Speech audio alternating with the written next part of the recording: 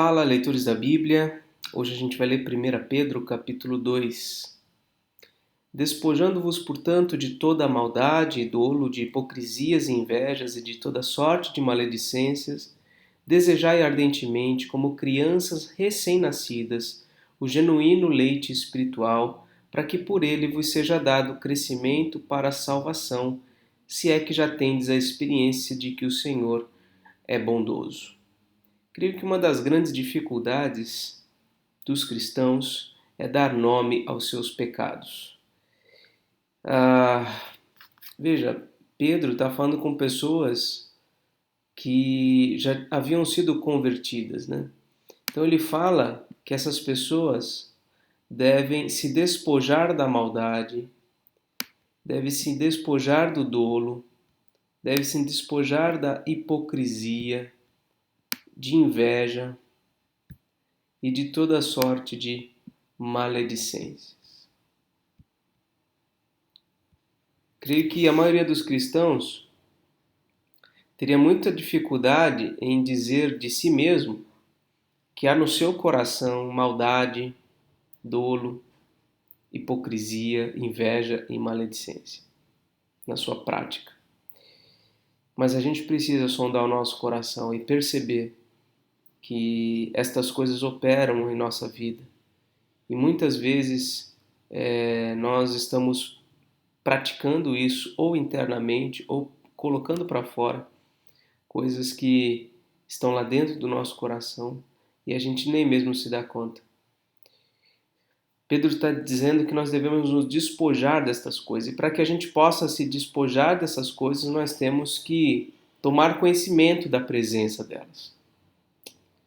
E então, depois de nos despojarmos disso, devemos desejar ardentemente, como crianças recém-nascidas, o genuíno leite espiritual. Quer dizer, nós precisamos nos alimentar de algo espiritual para nossa edificação, que é por meio deste leite espiritual que nos é dado crescimento para a salvação. Nós precisamos crescer, precisamos amadurecer. E aqui vem a expressão, se é que já tendes a experiência de que o Senhor é bondoso, né? É possível que uma das traduções possíveis para essa frase seria: já que vocês têm a experiência de que o Senhor é bondoso. Não a ideia de uma condição, mas a ideia de uma pressuposição. Olha, já que vocês têm a experiência de que o Senhor é bondoso, tirem da vida de vocês essas coisas e passem a desejar ardentemente o genuíno leite espiritual. Versículo 4. Chegando-vos para ele a pedra que vive, rejeitada sim pelos homens, mas para com Deus eleita e preciosa. Também vós mesmos, como pedras vivas, pedras que vivem, sois edificados. Sois edificados. Perdi. Casa espiritual, para ser de sacerdócio santo, a fim de oferecer de sacrifícios espirituais agradáveis a Deus por intermédio de Jesus Cristo. Por isso está na Escritura: eis que ponho em Sião uma pedra angular, eleita e preciosa, e quem nela crer não será de modo algum envergonhado.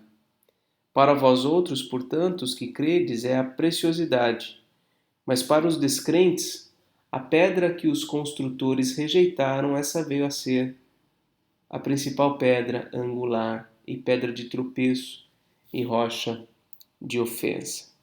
São estes os que tropeçam na palavra, sendo desobedientes para o que também foram postos. Então, do versículo 4 em diante, Pedro nos fala a respeito de uma pedra principal que é Jesus Cristo. E essa pedra angular, ela não só dá a base, a sustentação, mas também dá o ângulo, a direção de como as outras pedras são colocadas. Então um edifício é construído a partir desta pedra angular. Este é Jesus.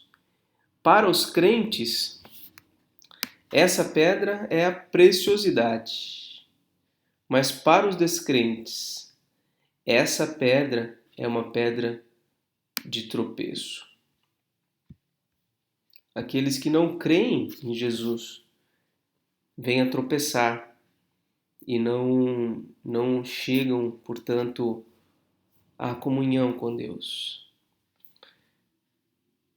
Versículo 9. Vós, porém, vocês não são como esses descrentes, né? Vocês são uma raça eleita, sacerdócio real, nação santa, povo de propriedade exclusiva de Deus, a fim de proclamardes as virtudes daquele que vos chamou das trevas para a sua maravilhosa luz. Vós, sim, que antes não erais povo, mas agora sois povo de Deus, que não tinhais alcançado misericórdia, mas agora alcançastes misericórdia. Esse trecho aqui é muito especial. Acho que esse trecho nos define como igreja, como cristãos. Nós não somos nada diferente disso. Nós somos um povo eleito, né? Nós temos o sacerdócio real, ou seja, nós somos considerados por Deus como aqueles que têm acesso direto à sua presença. Nós somos uma nação santa, separada. Somos um povo de propriedade exclusiva de Deus, não pertencemos a ninguém. Não há ninguém que nos governe e nos domine. Deus é o nosso Senhor. E por que Ele fez isso? Por que Ele nos separou, nos santificou, nos pôs diante da sua presença? Para que nós proclamemos as virtudes daquele que nos chamou das trevas para a sua maravilhosa luz. Então, nós temos essa missão, olha, a fim de... Há um objetivo para ele ter feito isso. E o objetivo de Deus é que nós proclamemos as suas virtudes, né? Quais são as virtudes de Deus? Ora, a sua bondade, sua misericórdia, sua graça, seu poder, sua soberania, sua justiça. Enfim, tudo o que nós temos conhecido de Deus a partir da sua palavra, nós devemos proclamar isto. Ele que nos tirou das trevas, nos pôs em sua luz, ele deve ser então proclamado com as nossas vidas e por meio dos nossos lábios. Versículo 11. Amados, exorto-vos como peregrinos e forasteiros que sois, a vos absterdes das paixões carnais que fazem guerra contra a alma, mantendo exemplar o vosso procedimento no meio dos gentios, para que naquilo que falam contra vós outros como de malfeitores, observando-vos em vossas boas obras, glorifiquem a Deus no dia da visitação. Então, Pedro nos chama de peregrinos e forasteiros, ou seja, nós não pertencemos a este mundo. Nós devemos, portanto, nos abster das paixões carnais.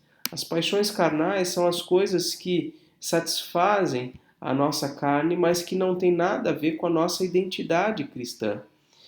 Essas coisas fazem guerra contra a nossa alma, elas matam a nós mesmos, né? Nós devemos, portanto, manter exemplar o nosso procedimento no meio dos gentios. Nós vivemos no meio de um povo que não ama a Deus, que não busca Deus, que não conhece Deus. Nós devemos, então, manter exemplar o nosso procedimento. Então, veja, não só precisamos proclamar aqui com os nossos lábios, como nós devemos também viver na prática, no nosso comportamento, o exemplo de um povo santo, de um povo escolhido, de um povo eleito, né? Porque naquilo que falam contra nós e falavam contra o povo de Deus nesse período da dispersão, lembrando que o povo foi muito perseguido nessa época, falavam mal do povo de Deus, diziam coisas terríveis que eles praticavam, que eles faziam. Então, o povo deveria manter-se exemplar no meio dos gentios, para que eles pudessem observar as boas obras, né, o bom procedimento desse povo e então conhecer a Deus glorificar a Deus no dia da visitação. Versículo 13: Sujeitai-vos a toda a instituição humana por causa do Senhor, quer seja o rei como soberano, quer as autoridades como enviadas por ele, tanto para castigo dos malfeitores, como para louvor dos que praticam o bem, porque assim é a vontade de Deus, que pela prática do bem façais emudecer a ignorância dos insensatos, como livres que sois, não usando todavia a liberdade por pretexto da malícia, mas vivendo como servos de Deus. Tratai todos com honra, amai os irmãos, temei a Deus e honrai ao rei.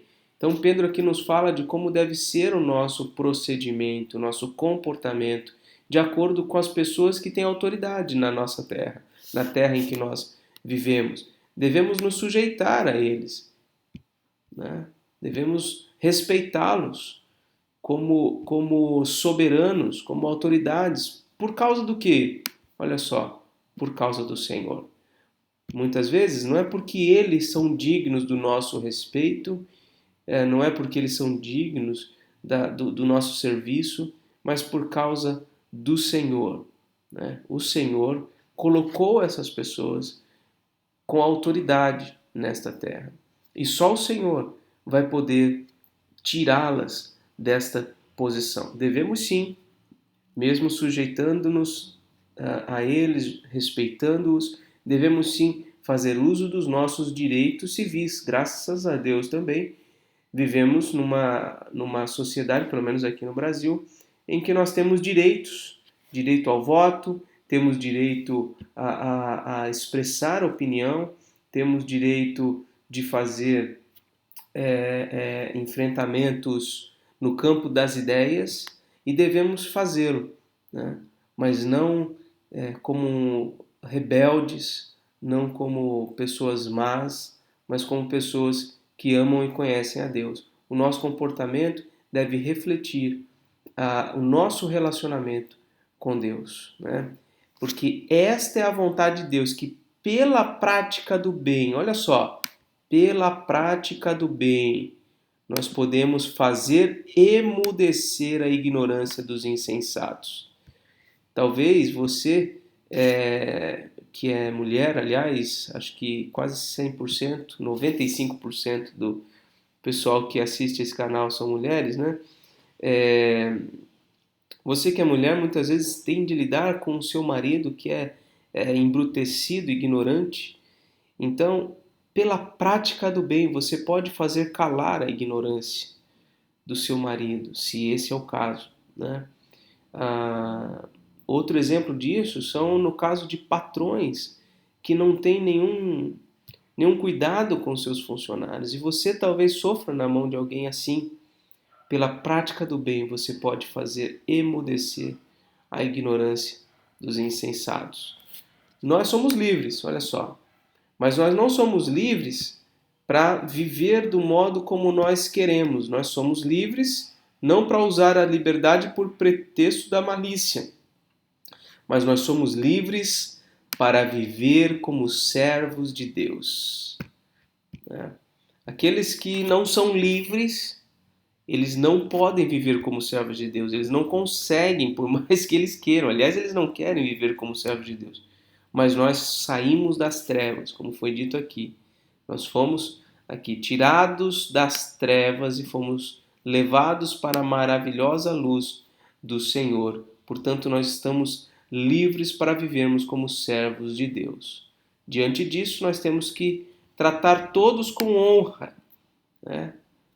Os irmãos, devemos amá-los. A Deus nós devemos temê-lo. E o rei, as autoridades, todas que foram instituídas, devemos honrá-los. Versículo 18. Servos, sede submissos com todo o temor ao vosso Senhor, não somente se for bom e cordato, mas também ao perverso. Acabei de falar sobre isso, né? Se você tem um patrão que é um perverso, ou seja, não é bom, não é cordato, você deve mesmo assim ser submisso. Sede submissos ao vosso Senhor, porque isto é grato que alguém suporte tristeza sofrendo injustamente por motivo de sua consciência para com Deus. Olha só, você tem que ser submisso porque você está servindo como para o Senhor, por causa da sua consciência. Não é por causa que a pessoa é digna, por vezes, do seu respeito, da sua subserviência. Versículo 20. Pois que glória há se pecando e sendo esbofeteados por isso, suportais com paciência? Se, entretanto, quando praticais o bem, sois igualmente afligidos e o suportais com paciência, isto é grato a Deus. Porquanto, aqui só um detalhe, né? Muitos de nós somos muito prontos a reivindicar os nossos direitos e não suportamos a ideia de assumir o ônus de uma prática sadia, baseada numa consciência tranquila diante de Deus, né? Fazendo o que deve ser feito, o correto. Nós somos muito prontos a reivindicar os nossos direitos, a lutar pelos nossos direitos, a bater boca, a reivindicar coisas, mas somos muito lentos em obedecer a esses princípios aqui e assumir o sofrimento decorrente dessa prática correta que a Bíblia nos ensina a ter. Porquanto para isto mesmo fostes chamados, pois que também Cristo sofreu em vosso lugar, deixando-vos exemplo para seguirdes os seus passos, o qual não cometeu pecado, nem dolo algum se achou em sua boca. Pois ele, quando ultrajado, não revidava com ultraje, quando maltratado, não fazia ameaças, mas entregava-se àquele que julga retamente, carregando ele mesmo em seu corpo sobre o madeiro os nossos pecados, para que nós, mortos para os pecados, vivamos para a justiça. Por suas chagas fostes sarados, porque estáveis desgarrados como ovelhas, agora, porém, vos convertestes ao pastor e bispo da nossa alma. Olha só como foi o comportamento de Jesus. Quando ultrajado, olha só, ele não revidava o ultraje. Quando maltratado, ele não fazia ameaças, ele não reivindicava os seus direitos, mas entregava-se àquele que julga retamente. Quando nós lutamos pelos nossos direitos, quando nós queremos fazer valer a nossa honra, nós não estamos nos entregando àquele que julga retamente. Nós achamos que podemos fazer as coisas pelo nosso próprio braço, e isto é falta de fé. Isso é falta de piedade. Isso é incredulidade. Jesus Cristo carregou os nossos pecados sobre ele para que nós, mortos para os pecados, quer dizer, já não vivemos mais para o pecado, vivamos agora para a justiça. Nós fomos sarados por ele. Nós estávamos desgarrados, agora nós somos convertidos a ele, que é o pastor e bispo da nossa alma. Assim termina então o capítulo 2 e amanhã a gente continua a nossa leitura, se Deus quiser. Um grande abraço e até lá.